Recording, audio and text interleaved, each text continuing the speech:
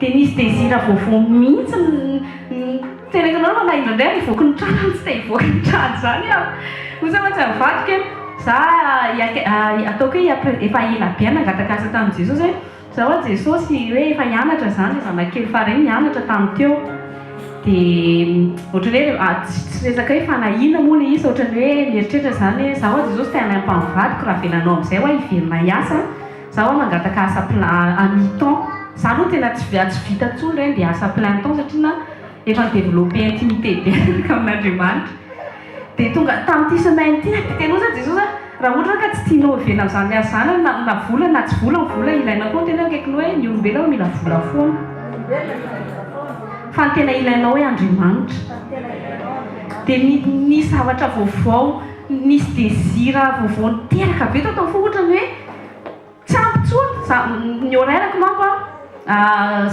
za moa tsy miasa fa ny zanako zany manaritra ny zanako 8h20 dia 12 izy ny alaiko entre 8h20 12 zany ohatrany hoe ataoko izay karakara ny trano aingana be ny sakafo aprimo ny trano sotrany taloha atsoroko anareo fa misennuye taloha tena ohatrany hoe tery tamandrao fa maninona tsy avelanao miasa fa maninona fa zao tena misaotra an'Andriamanitra no mian'izany fahasoavana zany hoe nanana temps araky ny teny taty français teo hoe mitsika midévelopper izay temps d'intimité izay dia taloha tenako anareo fa tsy mahavita ny fo zany miasa za tena nisa mivadiko mahafantatra anahy tsara fa za olona tia toromaso za ohatrany tena zaza kely mihitsy tiako mihitsy ny toromaso fa rehefa nitombo ato amin'Andriamanitra dia misy taona journée tamin'ny taloha ohatrany hoe misennuye tsy mianatra amin'ny tena misy taona ohatrany hoe maka télécommande dia tsisy atao dia mijery télé dia hitako mihitsy hoe misennuye ahako dia zao ako efa hoe tsy zaza tsoa za ohatran rehefa maty tsoroko anareo fa de 8h30 à midi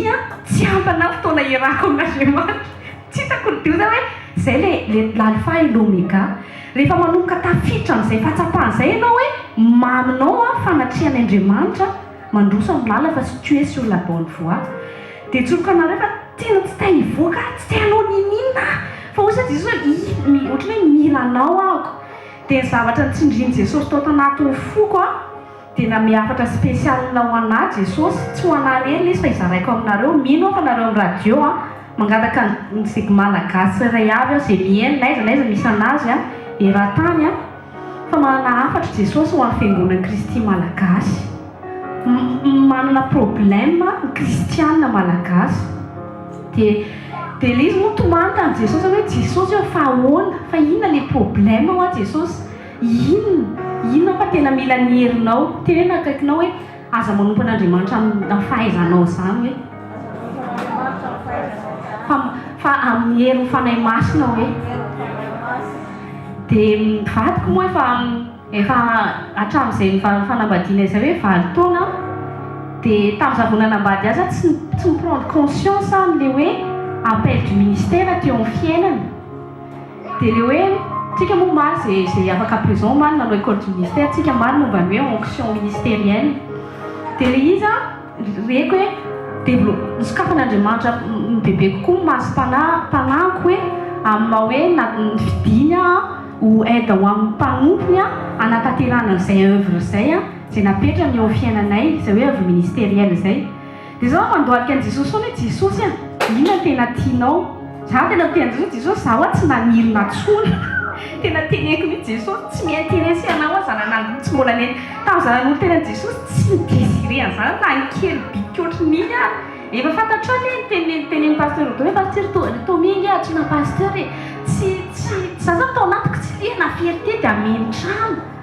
dia ho za mantsy Jesosy hoe raha natsonao zay Jesosy tena inona tena meo hery zay hoa hoe inona ny andrasanao aminay dia le izy fantatry pasteur Tomé Faila fa zao izy révélen'i Jesosy tamiko ho an'ny olona tsirairay zany zay tena hoe nisafidy tsy mahatsapa tena mana conviction avy amin'ny fanahy masina hoe natsono anatin'ity ministère ity dia tahizaranao androany tanjo ministère atsika reto Jesosy tsy tahita rassemblement de personnes Dieu il veut élever son peuple tanjony azy ve quelle mission dia il veut élever un peuple de Dieu et Dieu veut élever un nouveau peuple de Dieu malgache. Enfin, la plupart du peuple qui se dit peuple de Dieu malgache nous ne sommes pas encore consacrés totalement au Seigneur. Zay ny tenenin Jesosy amiko. Nous ne sommes pas mitady zavatra superficiel ny kristiana malagasy. Izaraiko aminareo moa izy rehefa avy eo. Fa ohatrany hoe tiako natomboana an'izay atao sujet de prière manokana izay zavatra izay. Dia taty semaine ty tena Saint Jesosy mandoarika foana hoe angata ny heriko izy izy angatao tereny Jesosy mihitsy angataka ny heriny hitondra ohatrany hoe réveil vaovao mihitsy sur l'église malgache. Rehefa tonga ny alina jereo tsara ny kintana. Rehefa maizina ny lanitra ianao vao tery hijery ny kintana. Vao mijery ny lanitra fotsiny anao dia tsy maintsy hijery ny kintana, tsy mila mizesta ny kintana. Tsika zao on est dans une ozy izy Paul zay hoe rehefa anatin'ny génération na anatin'ny ténèbre. Ianao zany t'as pas besoin de crier sur les toits, regarde mon ministère. Ty ministère anay ty tena favy, aty tena tsara, ny paster anay tena mirehatra. Ampianarintsika foana ty andalo folo taona antsika vao amena an'ity trano ty Za tena nareo aza mampiasa ny herinareo mihitsy hitondra olona tamin'ity toerana ity. Any amin'ny noarika nareo mangataka, any amin'ny herin'ny fanahy masina, zavatra tediavintsika tsy olona ameno an'ity trano ity tsaninona. Fa ny olona ho atsangan'i Jesosy avanko zasy ianao raha ohatra ianao ka vonanotra ny fonao an'i Jesosy olona nova génération. Jesosy ny prophétie men'Andriamanitra nafana zao dia hoe tambola izy tsy azoko tsy dia azoko ohatra fa faly fotsiny soaka Jesosy satria tsy haiko. Ozy izy Jesosy hoe tamin'ny izay mahafantatra ny prophète Patmasaro hoe tu auras une grande maison ozy izy. Dia ozy Jesosy amen fotsiny. Dia avy eo rehefa mahazo prophétie reny dia averimbereny foana. Prophétie tandremo mampisaona orgueil anao. Tandremo sao dia mampitondra anao orgueil ozy parce que tomie prophétie c'est un objectif. Josué n'a ce prophétie là en Canaan, fallait eu un chemin à parcourir, il y a un cœur que Dieu te façonne avant que tu arrives à Canaan. Mais t'as bien vu la prophétie et non, ou après ça qu'on a une multitude de nations. C'est pas dans le présent, ils ont validé. Spirituellement, c'est validé dans le royaume. Mais pour que ça se valide dans le naturel, là, Dieu attend que ton cœur soit conforme à ce qu'il t'a promis. Et t'as bien vu la prophétie au Tchad, il le fabrique de par sa propre force, mais pas par Dieu. Au lieu de passer du temps à s'agenouiller, il s'agenouillait à, je sais pas, maintenant c'est à ce moment-là, bien t'aimer, un petit, à t'aimer, t'aimer ça la vie, tu sais, jouer esprit de séduction et sa carasse, c'est une femme, voilà, ça va être esprit de séduction. Je m'en fous si tu veux pas me suivre. Je vous dis pas de je sais qui m'a appelé. J'ai pas demandé à Dieu d'avoir un ministère, je n'ai jamais demandé. Pharaon ma nation c'est Jesosy ny antsoanao laisse Dieu faire. Fa zao kosa raha tianao tanteraka izay visionn'Andriamanitra eo fiainanao, donne ton cœur à Dieu. Dia Dieu veut élever un nouveau peuple malgache. Ny zavatra tena mampalahelo malagasy dia mitsiriritra ny zavatra vita amin'ny hafa foana. Tsiriritritsika ministère amin'ny hafa. Zavatra hita be zany. Tsy mila afantatrareo izay azoko tiako teneniny. Vao misy tsy manana kely dia lasa dia tsy salona ngany ny vazava ny gazy efa satria nahoana. Fa manina tsisy gasy mahavita amin'ny se creuser mihitsy. Fa manina ianao zany dia hitoetra amin'ny olona hitsiriritra ny hafa foana. Hitsiriritra ny zavatra vita amin'ny occidentaux foana ave ianao. Dia iraina ny tompony ampiasain'Andriamanitra an'ireny. Fa ozy izy Paul hoe imitez ozy izy ma foi comme j'imite le Seigneur Jésus. Ianao zany raha ohatra ka misy antson'ny Jesosy tamin'ireny olona efa ohatrany hoe tonga amin'ny réussite ireny ny tanjony Jesosy tsy hoe ianao hiaraka fotsy dia hitsiririritra eo. Dia ianao mihevitra be ampovoan'ilay réussite ny hafa dia anatin'ny tenanao hoe zakony réussir miaraka an'ilay olona. Non, tsy ianao mihitsy mitondra couronne an'iny olona iny ary ny gasy be da be manao an'izay. Miankarika ny réussite ny sasany dia misaona orgueil hoe za koa efa ianao ambany hoe tsisy hitanao akory. Ohatra fotsiny raisiko ohatra hoe be da be zao ny jeune zélé izy dia ohatra hoe maniry be dia mahatra niry song ohatra. Dia zao tonga mily song dia zay koa zany ohatra niry song. Tsy haiko azonareo ngapa ilay tiako ambary. Tsy haiko tiako fanahy masina hiasa anatintsika mihitsy hoe si Dieu a pu utiliser les Américains par le même esprit, tenez là quelque chose, le même Saint-Esprit. Saint-Esprit même misy loko. Tenez là misy loko ve Saint-Esprit. Dia maninona gasy tsy mety tanteraka Andriamanitra efa impiry teneny ny gasy, misy mana-profesie ny gasy tena hoe anisan'ny tian'Andriamanitra ny gasy no tena mivavaka. Mais pourquoi l'œuvre miraculeuse, l'œuvre extraordinaire de Dieu n'arrive pas à se réaliser sur le peuple malgache qui dit, oui, c'est le peuple qui prie le plus. Tena kaikinao misy olana. Tenenina kaikinao hoe fo ilay izy. Androany tena tiako ianao sokatra ny ten'Andriamanitra. Fonao avy ianao volavolain'Andriamanitra. Sasy ianao fidin'Andriamanitra hamafa génération izay neverin'olona foatra ambivotra foana ny gasy hatr'izay. Ambivotra foana ny gasy hatr'izay foana neveriny hoe ny gasy tsy mahavita zavatra exceptionnel izany. Satria natonga an'izy satria tsy mihina an'ilay Dieu exceptionnel ao anatiny tsara izy. Fa il veut se concurrencer toujours, il veut fabriquer des choses sans permettre à Dieu de circoncire leur cœur. Zay foana ho miaraka amin'Andriamanitra, Dieu c'est un cœur. Ho antsika izay mpanaraka anay za tena fikiry fa prophétie an'Andriamanitra ho anasy ho anao c'est pour élever son peuple. C'est pour élever son armée. C'est pour impacter une génération. Mais le secret, ça commence dans ton cœur. Ndraindraiky mitady lavitra be hoanaty tsy hitany le teny amin'ny pasteur. Zao zay fa navita raha le miracle izahay to tsy fenao an'le tary amin'ny salany Saint-Pierre. Ton cœur. Aza mitady lavitra, aza mijery, aza mitady zavatra atao ankoatra ny lolo, eo amin'ny cœur anao, travailleux ny cœur anao. Travailleux ny cœur anao. Mbola iaraka ivavaka antsika alohan'ny tena nomboako azy. Fa sotran'i Jesosy fa tsy mihina makana vao mahazo azy. Fa n'importe où je suis, j'invoque le nom du Seigneur Jésus, le Saint-Esprit est en moi, il me répond. Dans mon petit salon, il n'y a pas de mot en l'île Saint-Denis, maman Yana Fona, tena firme fanatren'Andriamanitra, je suis remplie. Tena ouais, je suis heureuse de sa présence. Zany koa tsy midika mba manira mba ho an'i Israël mba hita ho avy omely Jesosy tonga any tsisy olana zany. Fa où tu es? Est-ce que Jésus est avec toi? N'attends pas d'être en Israël, n'attends pas de venir ici. Et en école de ministère, non, oui, on a un demande. C'est le titre de Jesosy teneniny. Mitanjo ny fanatren'Andriamanitra, tanjo ny mpanompon'Andriamanitra, amelona ny finoanao foana hoe rehefa tafiala eto anao dia tena motivé indray tady an'Andriamanitra plus rehefa ody zao eo fiainako. Rehefa any am-piasana manao ny azako plus no tediavako an'Andriamanitra. Dia ohatr'izay le tediavin'i Jesosy eo amin'ny fiainantsika. Militsika zany zavatra voalohany koa nafatarina koa olona tena mila mafoy. Misy afoizana. Misy zavatra mila foinao rehefa miaraka amin'Andriamanitra. Tia teny mifanahy masina na problème ny église malagasy tsy tay payer le prix.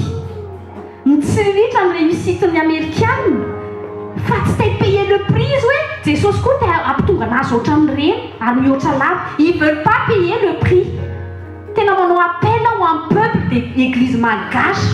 L'œuvre de Dieu ne se résume pas à juste nous rassembler, à taper des mains tous les dimanches et à organiser des événements par-ci par-là. Mais Dieu veut élever des cœurs, un peuple qui l'aime, qui l'adore de tout son cœur, de tout son âme, de tout son esprit. C'est ça ce que Dieu attend de nous, peuple malgache. Tsy mandroso zany tsy mila hoe fety tenan'ity dia le olona fotsiny faritehaka fotsiny dia taio dia ambino c'est tout des focus, ils sont fous de l'œuvre de Dieu. Ils sont fous, ils veulent juste danser. Vous savez pasteur Tommy zay hoe avy tany amin'ny boîte de nuit dia nasona fotsiny le boîte de nuit dia napetraka hoe local d'église. Taille fotsiny ndraindray izy monter misy koa ny œuvre monter œuvre de Dieu, en fait c'est toi qui te caches mais tu utilises le nom de Dieu juste pour ton plaisir personnel. Mais est-ce que je suis vraiment dans la motivation de plaire à mon Dieu et non plaire à des hommes, mais plaire à moi-même? Ça se voit tous ces faits, peut-être quand tu n'y as ils ont comme tout, ils ont fait que les amis, ou je n'ai amis, c'est rien tout le temps. Pas de soirée. Ils tournent en famarine, c'est tu as comme ils sont mal à casa, tu tournes en famarine. Il faut, tu vois, ça ne faut pas politesse. Si tu m'appelles ton nom, tu as politesse. Enfin, tu dis la vérité doit se dire, et l'avènement du Seigneur Jésus est vraiment imminent. Si un vrai prédicateur a vraiment l'amour de Dieu, il prêche la vérité pour que les gens soient libérés, soient sauvés. Je veux te voir élevé quand Jésus arrivera. Ce qui attend après est vraiment horrible. Je ne désire à personne qu'une vierge reste. Et c'est ça ma motivation. C'est couvert ma motivation, non? Motivation, on dit que tu publicité à HVKN. Motivation, tu es à la Siratan et Narana.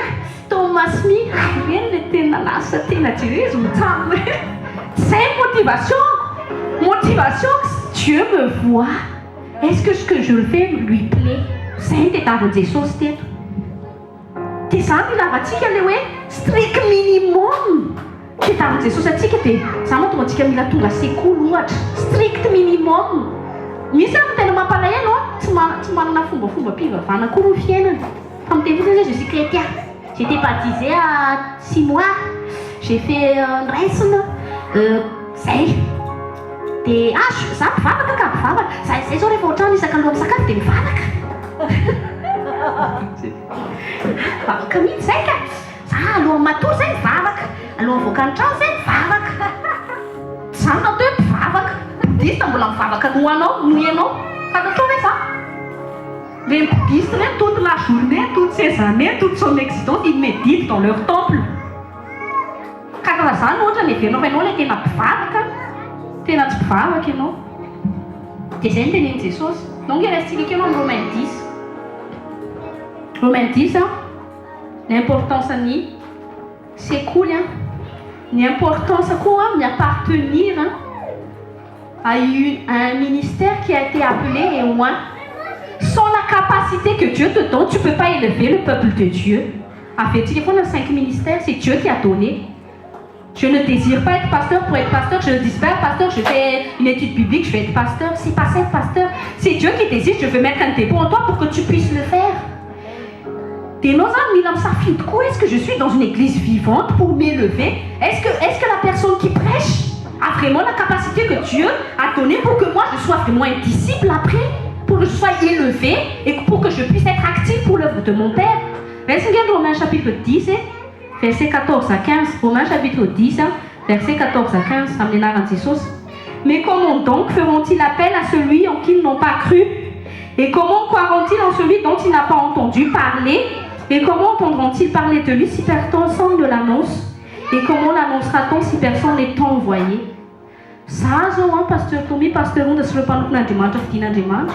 est là pour vous.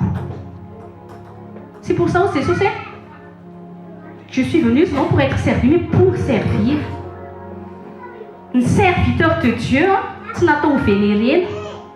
on se doit d'honorer les serviteurs de Dieu, mais on ne les vénère pas, on ne les idolâtre pas.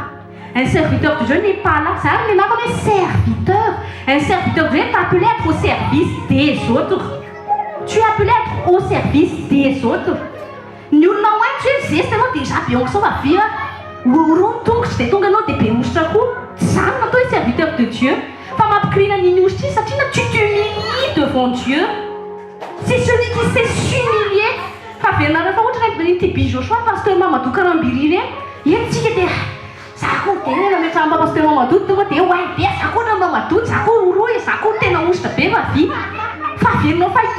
Il a payé un prix pour être là où il est parce qu'il a considéré l'œuvre de son Père, son trésor. Si quelqu'un refléter toutes les promesses de Dieu sans vouloir payer le prix.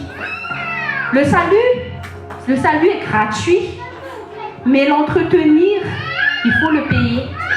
Vous êtes le royaume des cieux est comme un homme qui a trouvé une perle de grande valeur. Et qu'est-ce qu'il a fait par la suite? Il a tout vendu pour pouvoir acheter cette perle. Est-ce que le royaume de Dieu est ton trésor? Est-ce que tu as déjà laissé beaucoup de choses de côté pour le royaume de Dieu? Est-ce que tu as accepté que Dieu bouleverse ta vie comme Jésus a bouleversé la vie de Marie et Joseph? Jésus peut te laisser ce péché que tu aimes tant. Est-ce que tu as accepté que Jésus bouleverse ton mode de vie? C'est un petit chose comme ça, non? Tu as des larmes, tu as comme dans des manches. Donc, tu as Actes des Apôtres. Actes des Apôtres, chapitre 17, verset 6. Actes, chapitre 17, verset 6. Ne les ayant pas trouvés, ils traînèrent Jason et quelques frères devant les magistrats de la ville en criant « Ces gens qui ont bouleversé le monde sont aussi venus ici. » Tu as été appelé pour bouleverser le monde. Et nous avons de France. Nous avons des gens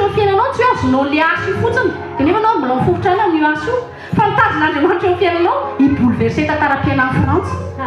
Fa tu es non terroriste, non jamais ça les inquiète. Je t'ai appelé aussi pour détruire les œuvres des terroristes ou rendre ces terroristes mes disciples. Possible à l'andimage, hein? Ramener qui l'ont ouvert. Mais où est Dieu?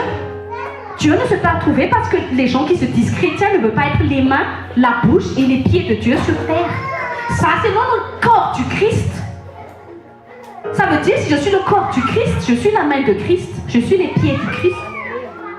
Le monde attend la révélation des fils de Dieu. L'islam ne veut pas se retourner à Jésus parce que les fils de Dieu ne se révèlent pas. Peut-être que ta famille ne veut pas croire en Dieu parce que Dieu n'est pas encore révélé dans ta vie. Alors, au lieu de vouloir toujours que les gens changent, permets-leur juste de voir le Dieu qui vit en toi. C'est simple. Il vient en toi. Après, quand tu as Élie, tu as un prophète en Baal. Il n'a pas. Suivez-moi parce que mon Dieu est le vrai Dieu. Qu'est-ce qu'il a fait? Il a juste été en contact. Il a juste cru en son Dieu. Il a dit Seigneur, je m'humilie 2 fois, je m'agenouille. Si vraiment je suis ton serviteur, si vraiment tu as vu que j'étais consacré à toi, montre-leur que tu es le vrai Dieu. Le prophète en parle, que le vrai Dieu, c'est ça ce m'approuve. Et nous, on ne cherche pas à prouver aux gens que tu es fils de Dieu, comme une étoile ne cherche pas à se prouver dans la nuit qu'il est une étoile. Quand les ténèbres sont là, l'étoile est toujours prouvée. Quand il y a des femmes ou enfants de Dieu, il est en automatique et il y a un truc chez cette personne. Pour nous dire bouleverser le monde. Il n'en faut que tu bouleverses le monde. Tu n'as quelque chose ça c'est non. Tu n'as pas tout le monde. Tu n'as ça c'est non. Tu n'as pas les enfants. Pour ça man dans si tu veux la fouiller pour. Pour ça pour ça c'est non you. Fais non ça tout le monde est dans que tu veux même pas payer le prix que Paul a vécu. Tu ne veux même pas que Jésus bouleverse ton petit mode de vie. Tu n'arrives même pas à laisser de côté cette série du samedi, le soir, au lieu de méditer la parole de Dieu. Tu n'arrives même pas à laisser 3 heures de samedi parce que tu préfères aller faire ton shopping. Mettre ma pièce là, que non. Et après tu te dis, Seigneur, utilise-moi. Tenez que quelqu'un soit honnête envers Dieu, envers toi-même. Tu sais ce que la culpabilité, tu sais quoi, ça n'a rien à voir toi. Fantasme, c'est d'appeler un nouveau désir, un vrai désir pour ton Dieu. Est-ce que tu veux que Dieu bouleverse ta vie? Tu acceptes que Dieu bouleverse ton petit train quotidien? Vous avez un demande, na mila vola rao tsy tianao hiasa nefa mi-temps zany azany tena vanim-bavaka le za tsy nangataka kory asana de 9h à 14h dia avy eo tanaty semaine teny tavavaka hiasa za tsy ohatrany tena marary be fo tsika tonga amin'izany hoe le maniry anao zany zavatr'Andriamanitra maniry anao tsy zavatry ny tantsony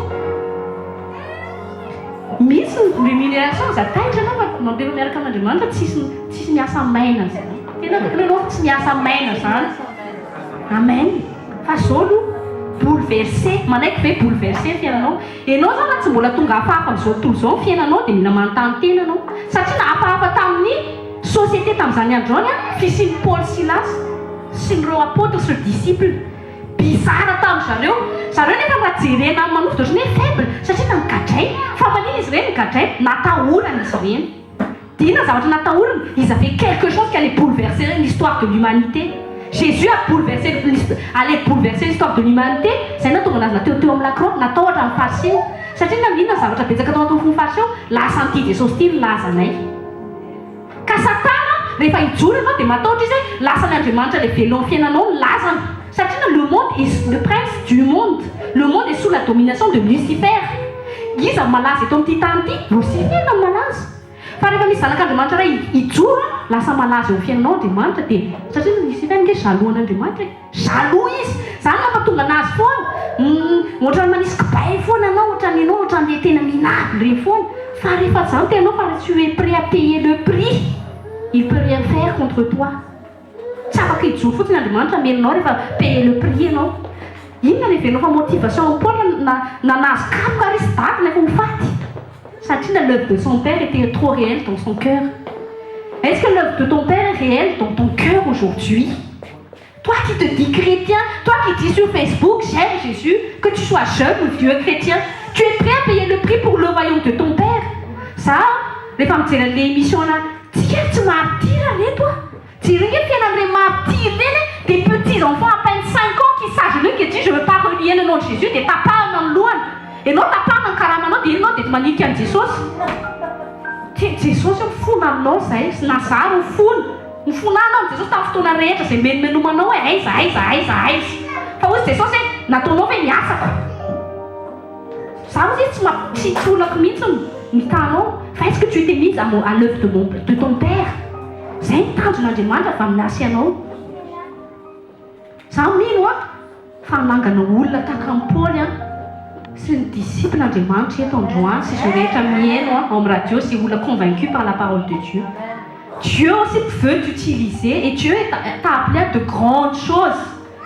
Mais abandonne-toi au Seigneur, abandonne tes péchés au Seigneur.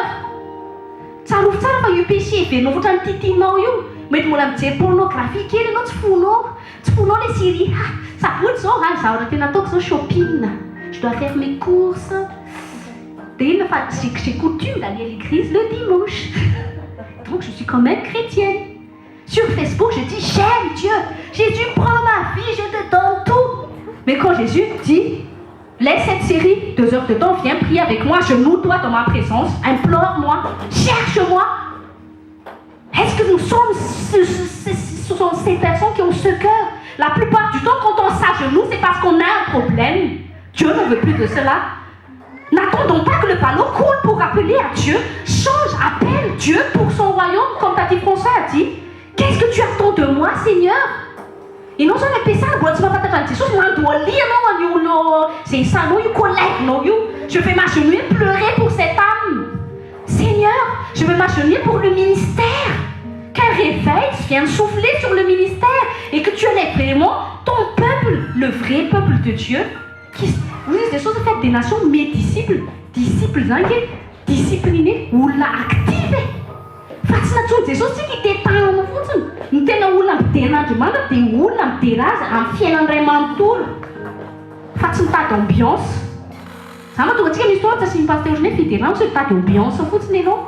Sinon j'en ai soumaré pour un cours partir à la semaine de loin c'est vous fantasma tena amoaka olona tena hiden'Andriamanitra ny fiainan'iray manontolo dia metsika mieritreritra ozy hoe raha mbola raha tsy bouleversant manodidina anao fiainanao raha tsy mbola tonga bizarre amin'ny zao tontolo zao fiainanao dia mila manontany teny ianao hoe rehefa any am-piasana dia ozy izy hafahafa mihitsy ianao fanoana ianao hoe mihoatr'izao mety misy zao ianao misy manoatra nanao fanontaniana Marisy Joseph fa aiza ohatra rizy aiza ohatra le Hortense rehefa sabotsy aiza ohatra zareo je m'inquiète ihany ahoana no iveloman'ny zareo fa ils sont je comprends pas aiza misy an'ny zareo aletrahan'ny rainy izy rehefa misy manontany reny dia hoe t'inquiète pas je dois m'occuper des œuvres de mon père. Tu sais c'est qui mon père? C'est le Dieu créateur de l'univers. Et tu sais, mon père, l'or et l'argent lui appartiennent. Quand je suis à ses œuvres, t'inquiète pas, il sait s'occuper de ma petite fille. Fatso, Miss Nul, la femme de Punadimant, ma pièce SMIC, ma pièce de location en Nantes, parce que la location en filet français. Si ma Punadimant, fa rémunéré amin'ny allocation ny lanitra amin'ny SMIC ny lanitra amin'ny pôle emploi ny lanitra reny io labe tsy manomana andro ranomanitra reny miaina amin'ny famondrapo dia reny zany karama famondrapo ho an'ny olona zay au service complète du royaume du père zany tenanao ho hitanao zaraiko aminao izy rehefa avy eo restika nge efa niteneniko teo izy ho hitanao laikiraiky tapisaka tsara hoe inona moa zany hoe manompo an'Andriamanitra dia ozy aho teo hoe mba hainao fiera efa misy mpiasa-menatra zany hoe nareo koa hoe sabotsy tsisy atao mihitsy dia izany sekoly lavo izany foana dia je suis à la maison de mon père, je suis au service de l'entreprise du roi des rois. Misy ny olona Ferrari zay aiza raha lesy miasa za miasa amin'ny Ferrari lesy cadre amin'ny Ferrari mihitsy aho cadre amin'ny M6 aho cadre amin'ny Bouygues ahako fa ianao tenena izy za cadre amin'ny œuvre de mon père ny lanitra hoe amen mba hainao fier fantatrao hoe zany ny olona Ferrari mahazo karama avy amin'ny Ferrari ohatra 5 000 € hoany izy fa tenena tsy izy dikany 5 000 €. L'or et l'argent appartiennent à mon père, on y a AG, chapitre 2, verset 8. L'or et l'argent m'appartiennent. Il reste d'ailleurs Ésaïe, chapitre 45. Ésaïe, chapitre 45, verset 11. Ainsi parle l'Éternel, le Saint d'Israël, son Créateur. Veut-on me questionner sur l'avenir, me donner des ordres sur mes enfants et sur l'œuvre de mes mains? Quand tu as accepté de faire l'œuvre de ton père, tu deviens l'œuvre de ses mains. Rehefa manao l'œuvre du père, non, hein? Tu es l'œuvre des mains du Père céleste. Donc c'est impossible. Raha iadany zany hoe manan-karena izy dia ny zanany clodo. Impossible zany hoe ny tompony izy andray moa very izy moa le tompony tsy fonaka izy moa le mpanan-karena be manana finance Mulier, les millionnaires et milliardaires de France, ça n'a pas de date. Dia anao mbola nahita an'ireny mpanan-karena ireny hoe atao zay L'Oréal ohatra dia efa nahita ny zanak'ireny hoe nareo Clodo raha Clodo zany dia mila mieritreritra zany le ray fa tena daly fa misy tadety ihany aloha zany natesitra an'Andriamanitra zany esoriko amin'izay zanak'izy ray ao Egypte eto misy olona eto esoin'Andriamanitra ao Egypte amin'izay fa ny arenan'ny Egypte amin'izay no omenanao satria anao décidé servira ny rainao tsy servira ny farao tsony ianao fa iservira le roi des rois fa le servira zany andro ianao misy ny rany de miracle fa isan'andro fonao mihitsy ataovy humilier tous les jours fa zany tenao fa nandratra anao Andriamanitra fa sokafo ny visiona hoe za tsy tokony ohatr' zao fotsiny zay problème malagasy suffira miette misy miette kely dia tipitipina miette ny sasany tipina miette etra mity songo indray dia tipina miette etra misesea dia tipina kely miette eria fa manina raha inao mbany source de pain mba izara miette tsy hoe manambany mpihinany miette tsika olo sanatria fa avy indray avy eo mahitatsika dia ampitsika indray zay zao le taktika tongavanao tafiakatra eto ambony latabatra fa zay koa problème gasy misy manana mofo dia orgueilleux fotsiny tia miette aloha hoe jany le mbany iny any fa zavatra ny Andriamanitra mba ambony latabatra anao dia sotominao amin'izay mba hiakatra ambony latabatra ohatranao hoe zao no nataoko ny tonga nateto ambony latabatra zay natao ny zanak'Andriamanitra raha ohatra ka tena chrétien zany ny peuple malagasy tokony tsy mahantra Madagasikara zasy ianao tokony tsy mahantra fa androan'Andriamanitra raha ohatra ka ianao zay olona voninanao ny œuvre de ton père zay anangana anao izy raha ohatra anao ka Joseph efa nanompo amin'ny Potifar anao dia hanompo anao vérité biblique zany ho hitantsika fa tsy hoe tsika mibezesta fa hoentiko aminareo le izy hoy izy teo hoe raha ny dadanao riche l'or et l'argent lui appartiennent hoy izy dia saosy mijoro ianao ma statue anao de fils de Dieu tu es né pour briller tu es né pour être riche et non être pauvre tu es né pour être non la queue et non la tête et non la queue tu es né pour être en haut et non pas en bas fa vienareo fa inona fotsiny le Deutéronome 28 tu es né pour que les gens t'empruntent mais pas c'est toi qui vas emprunter des crédits foana ny ianao eto ny tany dia ambivitra foana nefa anao milaza fa zanak'Andriamanitra dia avy eo le jeny fisa mijery anao ry izy akoa ny nanompo an'Andriamanitra oka ianao ry ambivitra tsy anao kany ohatran'ny tenako izy izy fa ny Andriamanitra anao nefa fa inona ny condition zay misy prix à payer Jésus a déjà tout payé pour toi fa ianao koa zaveo tu veux payer pour Jésus est mort sur la croix pour toi, mais est-ce que toi tu vis réellement pour Jésus? Toi qui dis que tu es chrétien, toi qui dis que tu es né de nouveau, est-ce que tu te dis que je vis pour Christ réellement dans mon caractère, dans mon cœur, dans mon mariage, quand je suis au travail avec mes collègues?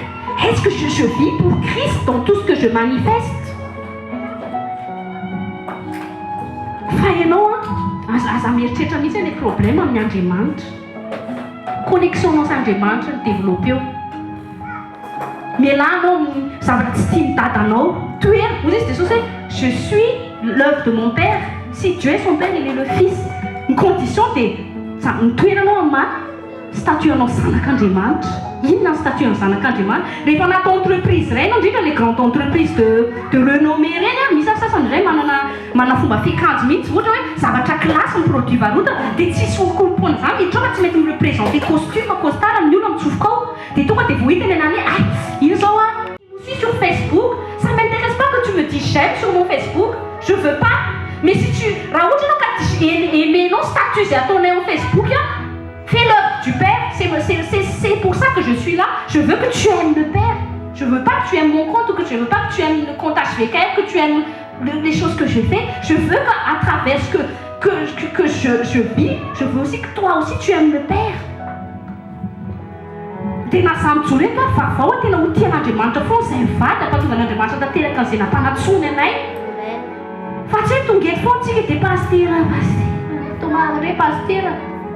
Impira aminareo zao mba misy miantso anay pasteur mba miantso anao mba nitany vaovao anao. Fa matetika ny olona rehefa miantso amin'ny pasteur eto ambavaka non tsy famelezana. Tena kaikinao tsy mameny a. Faites-en apprenez à avoir le cœur de Dieu. Zay mivady zao mba nisy nanontany ahoana nareo. Pas pour moi que tenez non, pas considération l'œuvre du Père zany. Fa rehefa misy problème na misy olona reny olona tsy tonga eto amin'ny fanatrehany reny, hiampitabe ny olona miantso anay mivady. C'est qu'on est au service, c'est pas du tout un problème pour nous d'être au service des autres. Fa outra ka namana anazy Andriamanitra, izy manompo an'Andriamanitra.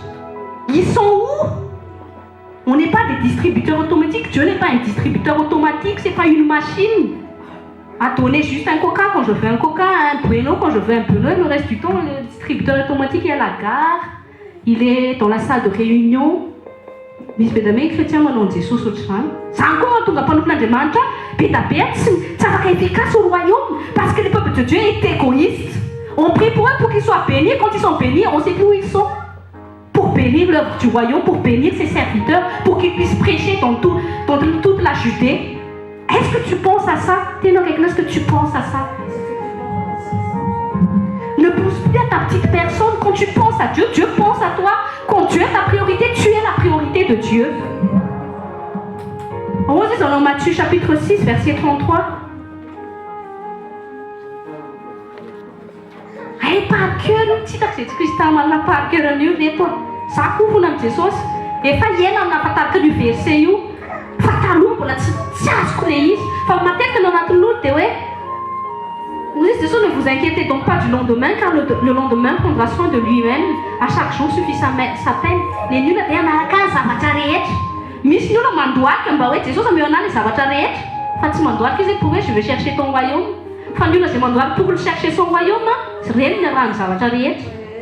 Ianao zany fataro fa tsy natao ianao ho tsemboka ho amin'ny volantany. Fa raha misy tsemboka ianao tsy tahaka ny Abrahama intsony ianao olona vohozina. Fa raha misy tsemboka ianao tokony tsemboka ianao ho amin'ny fanjakan'Andriamanitra. Za manko tonga Paul teny hoe c'est par des difficultés, c'est par des pleurs aussi, c'est par des meurtrissures que j'ai annoncé l'évangile. Est-ce que tu es dans ça, toi qui te dis disciple de Christ? Est-ce que tu as pleuré? Est-ce que tes genoux t'ont fait mal? Est-ce que des fois tu as des courbatures parce que tu n'arrives pas à dormir à cause du peuple de Dieu qui ne se lève pas? À cause du royaume de Dieu qui ne s'étend pas? Mais comme motivation, il faut que tu aies ma vie dans le mandoal, que tu dis mais c'est des as, mieux les foules. So. Famanina mo tsy mandoalika ianao fanjakana mandoalia ianao amin'ny vadinao mbola tsy ao amin'ny tompo. Andoalio zany. Azekeo mihitsy Jesosy efa ho avy. Zany tomanina ao Jesosy. Atao fahazavana ny tokantranoko Jesosy eo. Fa rehefa tia Jesosy fahazavana tokantranao tsy maintsy ho ambinina ianao. Aza mitady arena zany. Dia ianao koa rehefa ambinina, souviens-toi de l'œuvre de ton Père. Souviens-toi du ministère, souviens-toi des serviteurs de Dieu. Ne sois pas juste à vouloir toujours recevoir. Tu es une source de bénédiction. Mais nous oublions parfois qui nous servons. Nous oublions parfois d'honorer Dieu. On n'honore pas Dieu seulement parce que nous tapons des mains. Ça ne suffit pas de taper des mains et danser pour le Seigneur. Est-ce que tu l'honores dans tout ce que tu fais, dans tes attitudes? Vous êtes ta vie, mon âme bénit l'Éternel et oublie aucun de ses bienfaits. Bienfaits, Max, botaniste, dans ton disons fanatique. ho antsika tsirairay zay efa tato amin'ny tiraka ty na spirituel na physique na tokantrano na asa be dia be ny zavatra miva fa aiza vous êtes où pour l'œuvre du Père parce que Dieu vous a béni pour bénir son royaume. Qui allez-vous attendre pour bénir son royaume? Qui allez-vous attendre pour propulser les serviteurs de Dieu? Qui? Vous allez attendre les musulmans pour propulser son royaume? Vous allez attendre qui? Toi qui dis aimer les âmes. Toizatsika tena akaikinao tsara be anao. Dia valio izy. Mila mafotsika reto.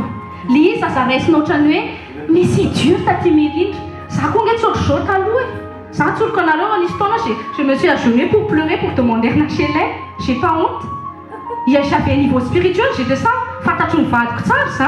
Il y a quelques années, j'ai pleuré pour avoir un HLM. Et aujourd'hui, j'ai honte et je me réponds devant le Seigneur que je me suis dit pourquoi pleurer pour un HLM alors que quand je suis à ton service, tu peux me donner un immeuble? Tena j'ai pleuré.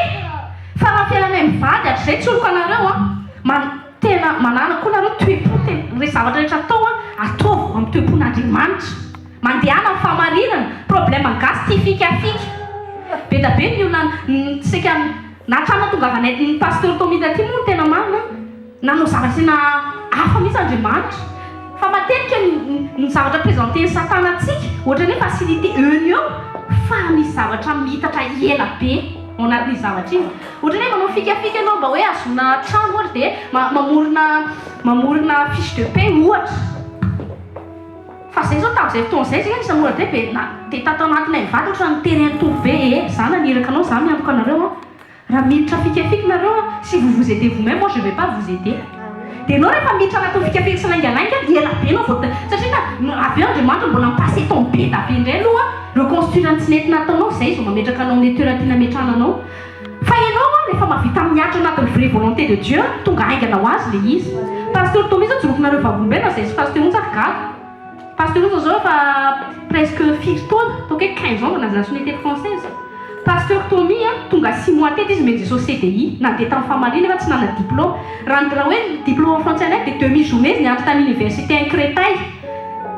Ny fiainanay mivady zany tena nahitako ny fidélité an'Andriamanitra sy nampitombo mitahotra anazy fa nampianariny vady foana hoe ndao tsika s'accrocher, y persévérer dans la volonté de Dieu parce qu'il nous a appelés. Tu n'as pas décidé de venir ici, c'est lui qui nous a envoyés. Zay tsy mana tsy nety nandeha tamin'ny fikafika zany mihitsy. Dia après 6 mois izy tonga teto nianatra demi-journée tany université 6 mois dia na CDI. Nefa misy olona manana 20 ans diplôme tsy mety mahazo azy. Tanareo fa satria zay on a juste répondu, obéi à la volonté de Dieu, on lui a juste fait confiance. Fantatro mety nareo zao misy mianatiny dette zay mivady niaina zany hoe na dette na 7000 € zany. Fa vita Jesosy nanavaka anay am'zay. Zay zany raha mitorana hoe sekoly fitahiny aza taitra anao fa matokena satria na zavatra miainanay le izy. On est aussi passé par des déserts, on a vu comment Dieu nous a élevés. Et moi je sais que tant que je persiste avec lui, je sais qu'il me réserve encore plus que ça. Tant que je ne quitterai pas cette terre, mais recommandement de gloire en gloire. Le surnom me refa ny lanitra. Ka ianao zany mbola misy antom-pisinao to amin'ity tany ity, censé anao aller de gloire en gloire, aza mieritreritra mihitsy plus anao akaiky an'Andriamanitra dia be difficulté ohatrany tena non. Mavoanao koa mijery an'ilay olona akaikinao loatra dia venao fa ino no tena bazin'ny Baiboly. Aza mijery ny fiainany ihany ohatra ny venao fa tena kristiana nefa ohatrany vao maika izy le lanitra. Zao vavombela koa zao dadanay tratra midetina milliards de francs malgasy. Pharmacie ny dadanay tratra nefa hoe vidiny karana fa zao tsoroko anareo efa plus de centaines de millions bankiny zao. Nefa ny été en tête parce qu'il a rehefa ho avy aty zao normalement Noël c'est que mijoro vavolombela izy amin'ny sekoly fanambinana. Tafavoaka izy. Dia ny zavatra tena nafinaritra ny zavatra harena voalohanay efa mianaka tao anatin'izay fanahy dadanay olona vaovao. Tsisy harena nanolo an'izay mihitsiny fa navotan'Andriamanitra nay efa mianaka. Ka tsika raha tonga tsy tapisako anatin'izay tsika aloha hoe fanjakan'Andriamanitra, volonté de Dieu, premier sur le tout de ma vie, tsy hahita ny vo. Na hitenary ianao hoe eny embouteillage ny fitahiana amena dia midaisa tonga latsiny nefa galère ihany satria ianao tsy n'a pas suivi le principe divin. Il faut être honnête. Il ne suffit pas de faire je suis béni, je suis la tête, je suis la queue, tonga fitahiana sans promotion. Misy ndraiky koa mety milalao vola be fa ils sont pas à l'œuvre de leur père. Hozy izy dia sosy Mahantra moa izy tsy manan-karena amin'Andriamanitra. Que servira-nao moa izy de gagner le monde s'il perdait son âme. Kakasakasa koa iny tianao, azonao l'approbation du Père et tu as tout. Sans se préoccuper du mien, t'es esclave au Satan pour aller jusqu'à la fin. C'est à toi de choisir. Tsarao hoe mamoy tsikelikely ataovy tsikelikely oa. Tsikelikely le izy. Atsoa fany masina aide-moi aide-moi à me défaire de tout ce que tu n'aimes pas. Mais 5 minutes en plus foana Andriamanitra isan'andro. Bouleversé nous hoe Jesosy oa rehefa tonga dia bouleversé mode de vie anao na mitoromasonao bouleversé ohatran'ny taty foncia. T'es à Toulouse à 4h30 du matin. Toi, tu m'as dit, t'es où, Seigneur? Je viens à toi, je te frappe à 4h30 du matin, je te bouleverse ton sommeil. Est-ce que tu m'accueilles? Je bouleverse ta petite fille. Acceptes-tu que je bouleverse ta petite fille qui est si bien, qui est bien à l'agenda? Lundi, je suis au cours. Mardi, je fais ceci. Samedi, shopping. Ah, dimanche, quand même, je suis à l'église. Est-ce que Dieu fait partie de ton agenda? Le royaume de Dieu doit être ton agenda. Ma pas ton Saint-Esprit, tu me suis, Chacune, on veut fabriquer une vie de notre manière, mais on laisse pas le Saint-Esprit être régné. Une fois qu'il y a nullerie, notre Père qui est dans les cieux, que ton règne vienne, que ta volonté soit faite, Seigneur. Mais quand le Saint-Esprit frappe à ta porte et bouleverse 4h30 du matin, là, mon règne vienne, tu l'acceptes? Il a dit, laisse cette série du samedi de côté, mon règne vienne, viens avec moi. Le dimanche, toi, tu veux être pépère jusqu'à 11h du matin. Je dis, lève-toi et prie pour la nation. Est-ce que tu veux être bouleversé par Dieu? Vous dites, maintenant, Abraham, je vais faire de toi je vais donner aux disent,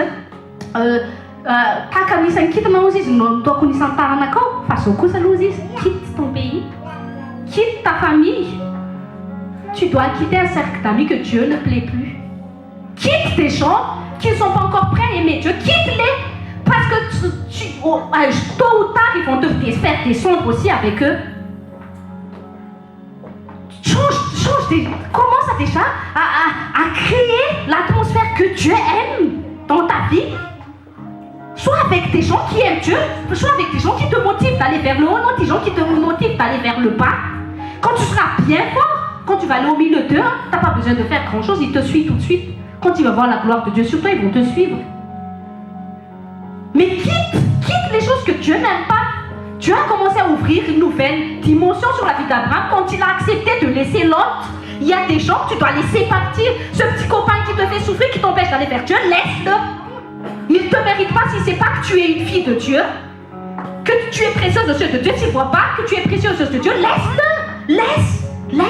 Il faut laisser des choses. Laisse un peu de temps pour Dieu. Laisse-lui du temps. Petit à petit, il va t'aider. C'est un pas de foi. Et il va t'aider de lui-même. Parce que ce n'est pas de notre propre force, c'est par la force de l'Esprit Saint. Restez dans Matthieu chapitre 10. Anisan'ny secret ny fitahiana ray.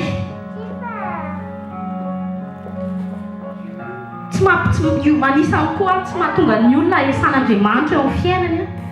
Tsy mahatonga ny fanjakan'Andriamanitra tsy maintsy miposaka koa.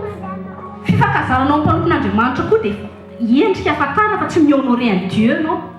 Raha ohatra zao ka misy porte-parole amin'ny président Hollande dia torotiro fa za mitena anareo fa protocole ohatran'ny fandraisan'ny président Hollande any andraisana azy.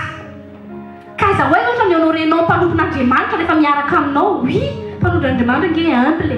Tandremo ny fifakazan'ny mpanompon'Andriamanitra. Surtout miaraka aminay izay manko Dieu misaiky. Zay ohatra ny zazazazy. Azajerena mazazy zay fa tena kezibitika zay tena marina tena ie. Fa raha tiako ianao ho tahina, ajao zay en tant que serviteur de Dieu. Azafady fotsiny fa tikitika amin'ny tatimiri dia tatimiri. Fa tiako ianao ho tahina. Honorer l'Andriamanitra atao anaty eo dia izy honorer ny fiainanao. Vous lisez en Matthieu chapitre 10 verset 41. Celui qui accueille un prophète en qualité de prophète recevra une récompense de prophète. Beaucoup de gens ne reçoivent pas de qualité de prophète. Ils demeurent longtemps à écouter des prédications, mais parce qu'ils n'honorent pas les prophètes, ils ne reçoivent pas la récompense qu'ils ont entendue. Et celui qui accueille un juste en qualité de juste recevra une récompense de juste. Hébreux chapitre 13. Hébreux chapitre 13, verset 17.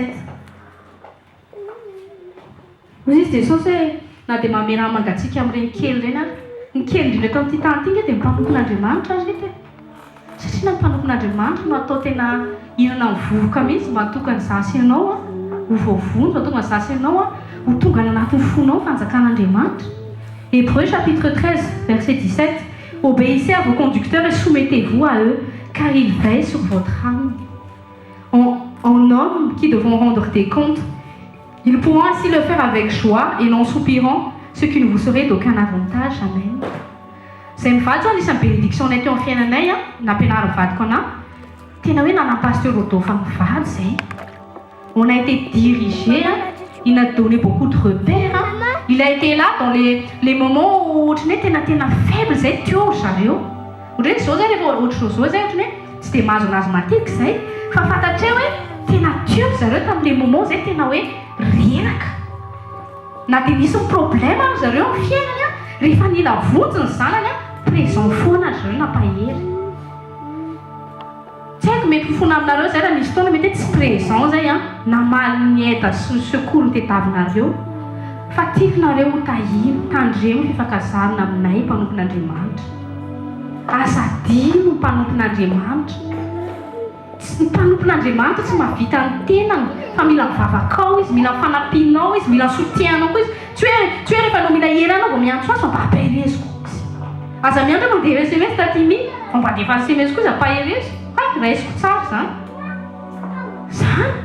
Zany tokony fataontsika fa tsy égoïste, le toetra égoïste mihitsy. Anisan'ny ennemi sy inhibiteur ny prospérité amin'ny fiainana zanak'Andriamanitra fa ka hidina dia mifanahiana. Reo manko mifanaraka ihany mba tonga afaky hidina manafanahiana izy tsy hanana rapitso. Dia rehefa misy koa zanak'Andriamanitra tahina fa lasa orgueilleux. Regarde Mélias, zany tena béni, zany tena misy une faveur divine. Dia nefa izy laza fa chrétien mais quand il y a un pauvre chrétien à côté de lui, il lui donne rien. Tandrimo. Tena akaikinao aïe. Tandrimo. Ça, l'œuvre de Dieu, tout ce qui est en rapport avec l'œuvre de Dieu, Dieu mon Seigneur est dîme, ça nous a pasteur. Raha zay mivady mila dîme, simba amin'ny fiainanay. Potika amin'ny fiainanay raha volana. Hoy izy Andriamanitra zay mihinana ny dîme dia mangalatra. Tsy sahako mihinana dîme an'Andriamanitra, potika za sy ny taranako. Voaozina ny dîme rehetra dia aleko pour l'œuvre de Dieu. C'est pas pour manger, c'est pas pour faire une fête évangélique. C'est pour l'œuvre. Des nations marcheront à ta lumière. Des nations te suivront. Amen. Et des rois, la clarté de ton aurore. Des rois. Vitan'Andriamanitra manangana milliardaire atao amin'ity ministère ity hanoana fanjakana. Vitana.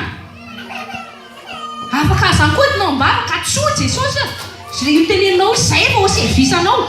Atsoa zay arena rehetra nangalariny Satana. Alainy hiverina ny zanak'Andriamanitra ny mpandrosoana ny fanjakanao. Ianao rehefa mitondra ambavaka amin'izany. Sa hoe dia ihany foana tsy tena tsapy ny pasteur fa tsy feno mihitsy ny sezana amin'ny sekoly rehefa zabotsy ilay ty hisoritra ihany ianao pasteur. Tsy hoe dia mba hainao koa tsy niompompota amin'ny pasteur ny mitondra ambavaka amin'ny ampandrosoana ny fanjaka fa ianao faly fotsiny hipetraka dia ny tenanao any ny hitanao. Oui, le pasteur Tommy, on a été appelé dans un ministère. Nous tous c'est mettre les féminins. En fait, on a dit, mis le ministère de mis notre ecclésiaste, église. Nous on n'a pas l'étiquette sur notre italie foot sur site. Enfin ministère dit que notre impacté. On a été, Dieu nous a appelé pour impacter une génération. Quand l'état d'esprit est net, non les sages foot sur nous connaît notre âge, nous ça. Nous on a notre mère que vous la foule pour être à l'œuvre du Père. Des gens qui sont capables de tout délaisser pour le royaume. Quand Dieu te dit, je veux t'appeler maintenant, je veux te réveiller à 1h du matin, lève-toi. Je veux t'appeler pour donne-moi ton argent pour aider mon serviteur à aller là-bas. Est-ce que tu es prêt? Dieu ouvre les églises des cieux pour ceux qui se mettent. Se mettent à karamano, demande à la miasawazi, non? Patron à karamano, reto. Volanao azonao io karama olombelona manaiky satria anao manao une heure de travail anao dia anao ve tu te mets à plein temps pour le Seigneur.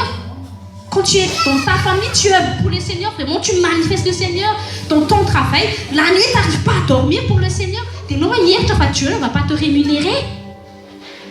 Enfin, marche selon les voies saintes du Seigneur. Dans tout, sois fidèle parce que tu es fidèle. Dieu n'est fidèle qu'à sa parole. Ne dis pas que Dieu n'est pas fidèle, mais c'est parce que toi qui n'as pas voulu être fidèle à ce qu'il a te demandé de faire. Sois fidèle dans les petites et les grandes choses. Fais d'abord dans les petites choses. Commence dans tes heures de prière. Sois fidèle à donner plus pour le Seigneur. Tu es là, madame, c'est même pasteur, tu me dis, mais nous n'avons pas ta chemise réaction, pas ta chemise de prière. Misy leo mandray reny SMS rehefa ilay ndiry lety maneno ndray ty SMS ty fa zay ndray rehetra azo VKL. Il y en a qui pensent ça. Mety mary anà nareo. Misy olona mitsoaka anay satria na menatra amin'ny fanahy satria na fantany sa tsy tia rompon'Andriamanitra. Je te dis, hein, fais un choix. Soit tu es disciple, soit tu ne l'es pas. Soit tu es fils, soit tu ne l'es pas. Fais un choix. Dieu s'occupe, tu es l'œuvre de ses mains quand tu t'occupes de ses affaires. Ne crains pas pour ta petite vie. La vie éternelle te l'a donnée, ta petite vie de 0 à 100 ans. À côté de l'éternité, comment il ne saurait pas t'occuper de tes 100 ans sur terre? L'éternité, Jésus a déjà même fait nos demeures là-haut. Pourquoi il ne pourrait pas faire ta demeure ici en bas? Dis-moi un peu. Comment? Pourquoi tu t'inquiètes? Rovina Naschan, Rovina Nastromobile, Rovina Nazan 6 000 par mois, Rovina. Pas Rovina, non, t'es change de mentalité. Peuple malgache, nous devons changer de mentalité. Vous êtes tes nations marcheront à ta lumière, tes rois la carte et ton aurore. Lève tes yeux, regarde autour de toi. Ceux qui sont fidèles au Seigneur, c'est Dieu qui le dit, c'est pas moi. Tu le verras autour de toi, ils se rassemblent tous. Beaucoup se rassembleront à toi parce qu'ils verront le Dieu que tu sers. De loin aussi, tes fils seront portés dans les bras. Tes fils, ça c'est non eu, hein? Chacun nous avons des potentiels en notre sein spirituel d'avoir tes fils et tes filles en héritage. Fils et filles. Fa tsy hoe mahazo vola be anao ny amiasanao dia zay ny satroboninahitra. Amina ny satroboninahitra, il y a que ça qui intéresse le Père. Tout ce qu'il te fait pour bénir sur terre, c'est pour faciliter ton service, c'est tout. Dieu s'en fout de l'argent. Valeur infinie, 1,19 € francs malgaches. Qu'est-ce que le Père en a à faire? Là-haut, on va marcher sur l'or. Qu'est-ce qu'il en a à faire de ça? Mais toi, tu en as à faire de ça, c'est ça ton problème. Et tu oublies l'essentiel sur quoi tu es né, tu as été né de nouveau. Pourquoi? Des fois tu dis tu es né de nouveau, mais tu vis toujours pour les mêmes choses qu'avant. Et c'est ça le problème. Dieu ne peut pas faire au-delà de ce que tu peux voir. Abraham a dit change de vision, regarde à moi, libère-toi de toutes les incapacités humaines, renouvelle ton intelligence. Paul, c'est ça que vous c'est à ta bouille, viens à moi, venez à moi aussi Jesus, venez à moi, abandonne-toi à mes genoux comme Marie. Ne te fatigue pas comme Marthe à essayer de courir gauche-droite. Je fais l'œuvre du Seigneur et puis je suis fatiguée, regardez, je m'occupe vraiment de l'œuvre du Seigneur. Tu es la marque, les bonnes tu es la marque, tu viens là qui n'a marque, tu es la bonne là, non, tu es la marque, non. Et non, on va faire gauche, droite, miracle. Séminaire chrétien. Je suis allée là-bas, j'ai fait l'œuvre du Seigneur. Gloire à Dieu, les gens sont venus.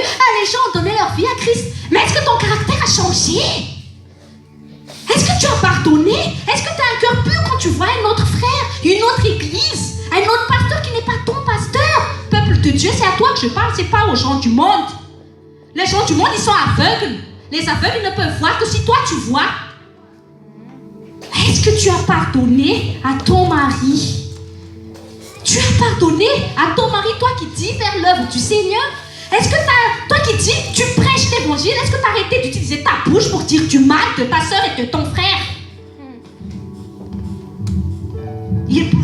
La Bible a dit, tu ne peux pas en même temps utiliser ta bouche pour être une source.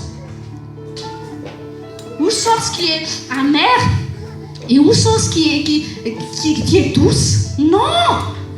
Soit tu es un vase d'honneur pour Dieu, soit tu es un vase de rien du tout. Bouillon aussi, Saint-Germain, tiens, je te vomis. J'ai pas besoin que tu sois un chrétien du dimanche qui a coutume de prier, qui a coutume de faire des événements, qui a coutume de danser pour le Seigneur comme par-ci par-là. Non, change intérieurement d'abord. Change dans ton être intérieur, agenouille-toi. Quand tu jeûnes, ne jeûne pas pour une maison, jeûne pour que le Saint-Esprit te façonne à la parole de Dieu, à toutes ces paroles que nous avons reçues depuis je ne sais pas combien d'années. Dieu, cette parole n'est pas encore en moi. J'ai encore un cœur qui n'arrive pas à penser en bien de ma sœur. J'arrive pas à penser en bien de l'église des autres. Jesus, casa, Jesus, famille funza malagasy, Jesus. Atanoui.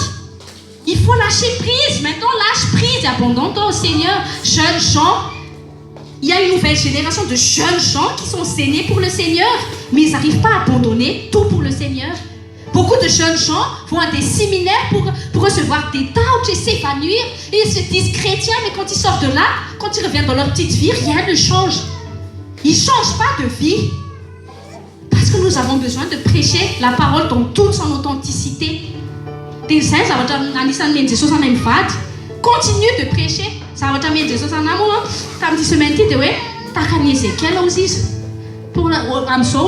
Je t'envoie prêcher à une génération rebelle.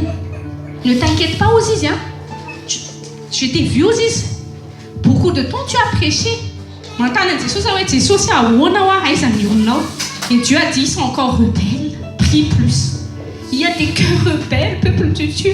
Il y a des cœurs encore durs.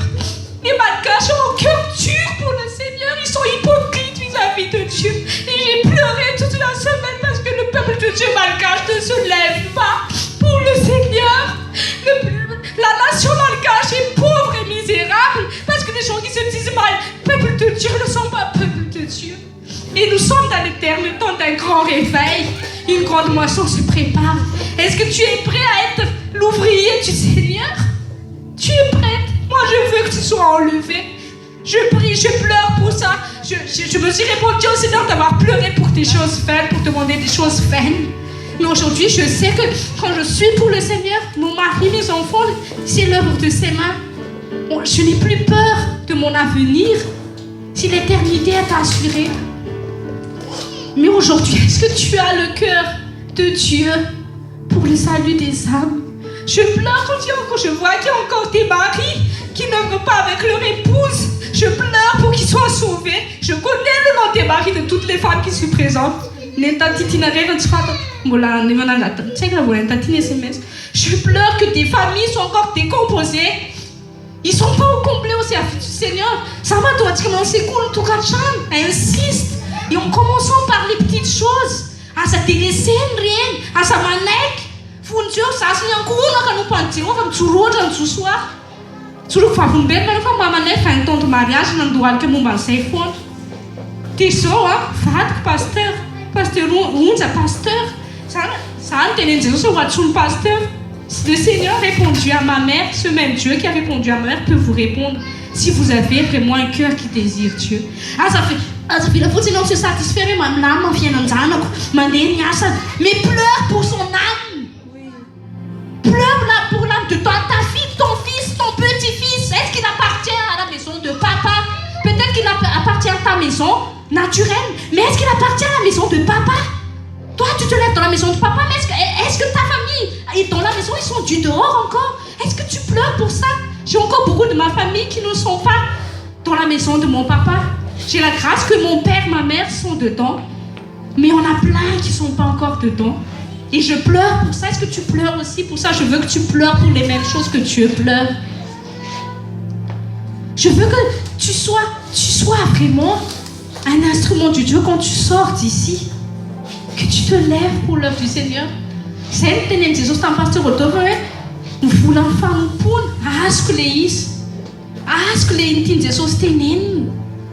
Dieu veut créer un nouveau cœur qui veut se mettre au service de son royaume. Arrêtons de pleurer pour des choses qui ne servent à rien. Arrêtons de nous enorgueillir sur nos miettes, notre argent, nos maisons. Si tu n'as pas de maison au ciel, c'est rien ça. Si vous êtes des enfants, comme ça, tout le monde, oui, mais tiens, on a fait un instant. Jesosy anao sy ny ankohonanao que tu fais partie de ma maison. Je ne te délaisserai pas, c'est pas possible. Mais concentre-toi sur mon œuvre. Parce que toi, tu es déjà l'œuvre de mes mains. T'en fais pas. Il a dit, je suis l'Éternel, ton bon berger. Jamais tu ne manqueras de rien.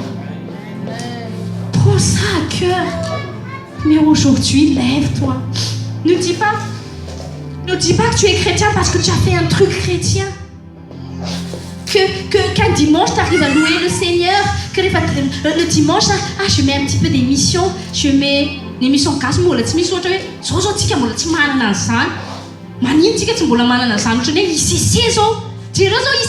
D'origine africaine.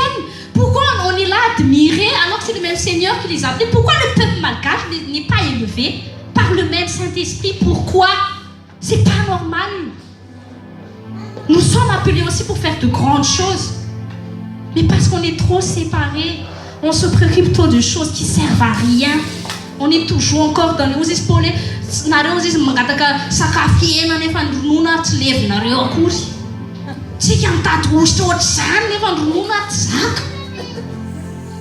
Jésus au fond, t'es n'a plus, change maintenant, cherche Dieu. Occupe-toi de ton royaume, sois au service de ton prochain.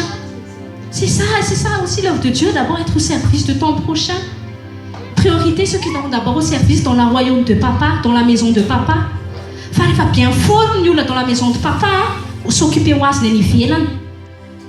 regarde ton assemblée, regarde tes frères et sœurs qui sont à côté de toi, bénis-les. Prie pour eux. Agenouille-toi pour les maris qui ne sont pas encore là. Appelle le Saint-Esprit afin qu'ils soient sauvés. On les arrache leur âme afin qu'ils soient au complet pour le service du royaume. C'est bon en Égypte. En toi, c'est ça, c'est l'œuvre du Père. Pédapianga ma sentene quoi. D'autres qui ont qui font avec mangataka na ya ndoa kiti. D'autres qui font un Jesus ya. Et d'autres qui ngataka n'andimandre ya piu sai. Andoa kiti c'est na reretra ambadika radio quoi. Na otokatrano na renaiza de mandoali. De mi beba. C'est ça sur funamno c'est ça. Funamno c'est ta funamno. Fanzulana sana cose. Neo Gesù sana kamania siano. Sana che me meata andrenia cu. Sana che me for confiance andrenia cu. Gesù se va andare a tenere no. Tina na bakan karaba na mi te tutti tanti. Tina na bakan sulte fia na no Gesù softona rete sina la fira na ya no se. Tina na tsanta pa no te bufunai. Cinta panon, cina velanau Zata kurinan ranai. Cina velanau fonan frigonai. Cina velanau fonan esosanai. Cina velanau naturten endarani sai. Neva Jesus ma fite mamu vitória que ele curase o nós Jesus. Funan nós Jesus é fantasma. Mame nanir kai. Mame nanir kai ta ftona reto sentu manine zabat suntar. Funan nós Jesus tam incredulité sentena nai tia nai no. Nanatino nai no. Mas nanatino nai no Jesus. Jamais non nanatino nai. Tu sais pas Marie nanatino no. Pai no nanatino jareu aku. Fafata joana piscina tante one reno. Meu neto só sanfunosa. Sanfunosa se tem não ifado com a fanza cano Jesus é para Nazareto. Fata Jesus fa sana coisa aí chavila no igreja aí chavila no tina cana sana kai chavila no anjo sai. Chavila no culponi sai. Satina sai. Não na pira que tom titanti aneu a fanza cano. Quand fanza cano ti faible court ti mange. Autosuffisant fanza cano Jesus. Mangata kamo fane masna ndoan me fou vovoze. Me fou vovore de casa me laza va cristiano. Me fou vovoze Haiti no Jesus. Fane masno tur se chavam no reed. Reula met miati am fautan. Met mola miati am pornografisme ne fam laza va sana kanandremant. Pola miati am skiar, miati am tok. Murula se bona meti tsy mafui falony mas vola be tsy zay ho anao tanteraka.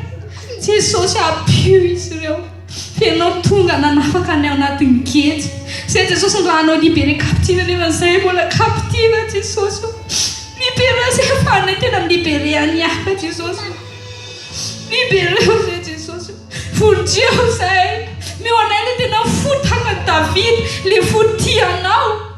David rehefa nametraka anao ho anty pisiny tsy nahitany David mpanjaka ka orinininy zay. Nitarahany ary Salomon nanany zavatra rehetra. Jesosy, tu es l'Éternel, notre bon berger. Jamais nous ne manquerons de rien.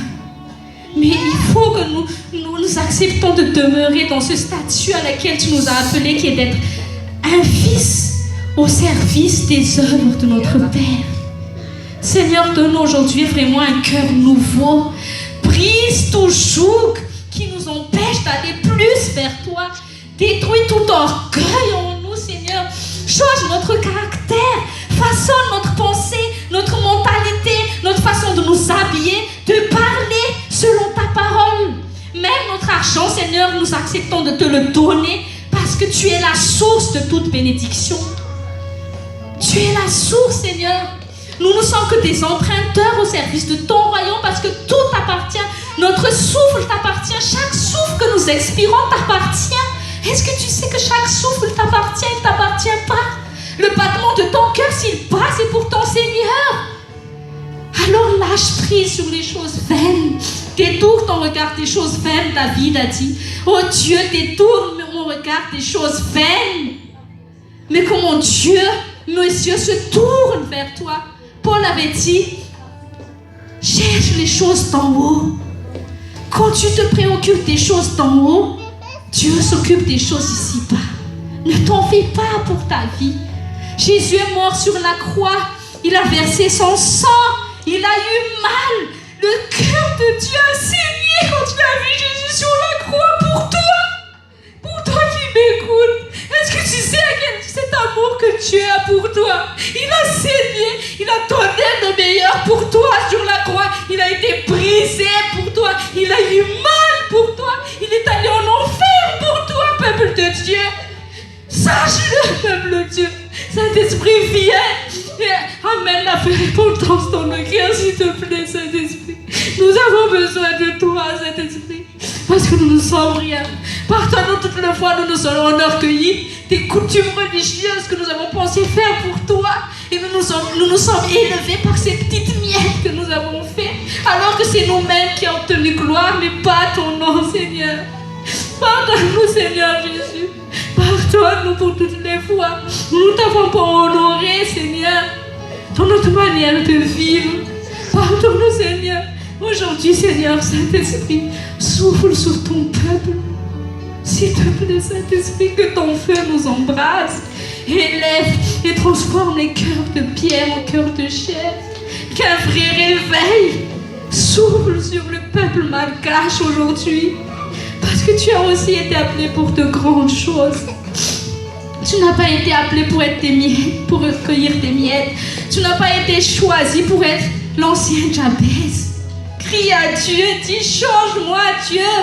Change mon cœur. Donne-moi ton cœur, Jésus. Bénis, Seigneur, toutes ces personnes. Que ta grâce repose sur eux.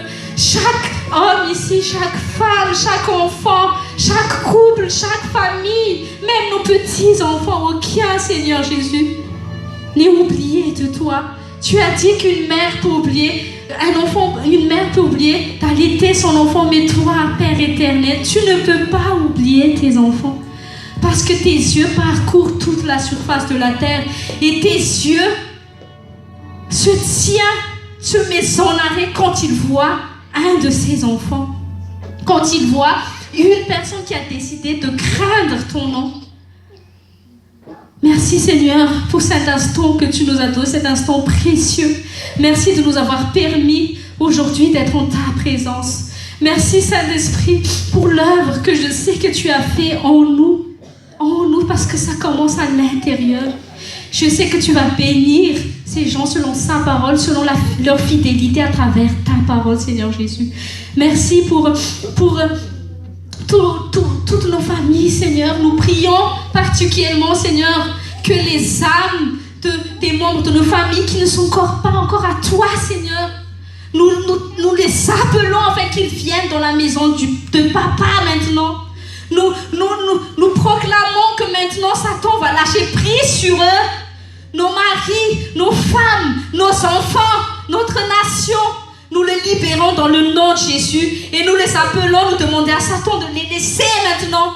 Ils sont aussi appelés pour appartenir à la maison de papa. Merci Père, parce que nous avons une assurance éternelle avec toi. Merci Père, parce que nous n'avons plus aucune raison de craindre. Parce que le meilleur tu nous as déjà donné pour nous. La vie éternelle, le Seigneur Jésus.